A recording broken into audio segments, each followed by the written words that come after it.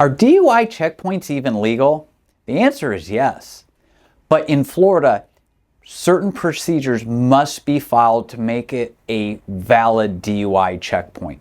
So let's talk about that. We're going to talk about how Florida can maintain these DUI checkpoints that you've all seen, where you're driving down the road and you're being flagged down by an officer and you haven't committed any crime. So what makes these legal?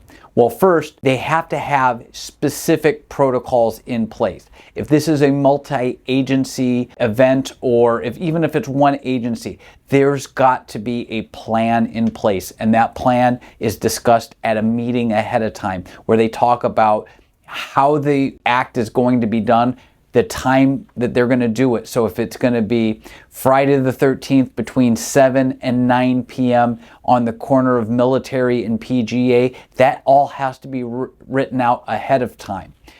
Second, that everybody who's involved in this operation has to be there and sit through this organizational meeting.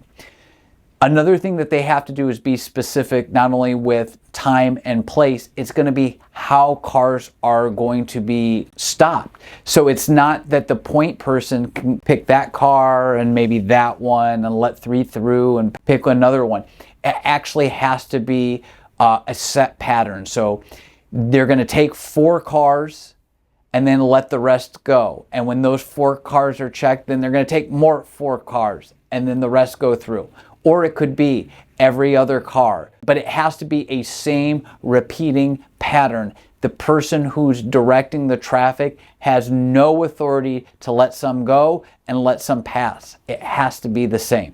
Now, what happens if you actually get stopped in one of these? So what are your rights and what are your responsibilities? Well, just like any normal traffic stop, you have to produce your license, your registration, and insurance. So if you don't have those handy, expect to be detained longer.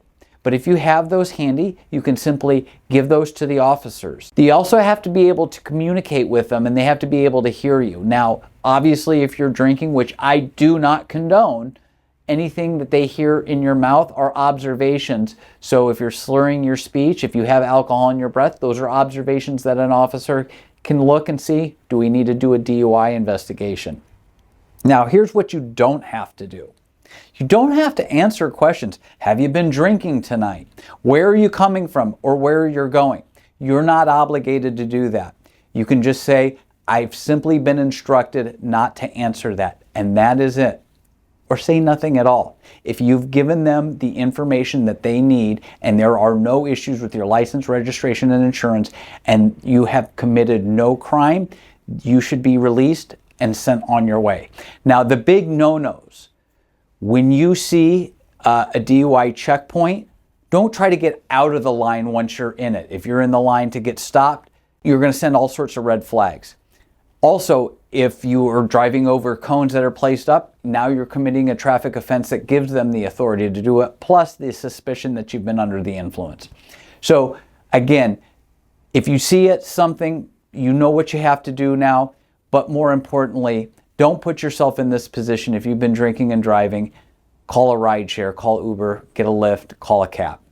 Now, if you want to know more about DUI checkpoints or just DUI law in general, you can download one of my guides or go onto our website, and if you need a consultation, call us today.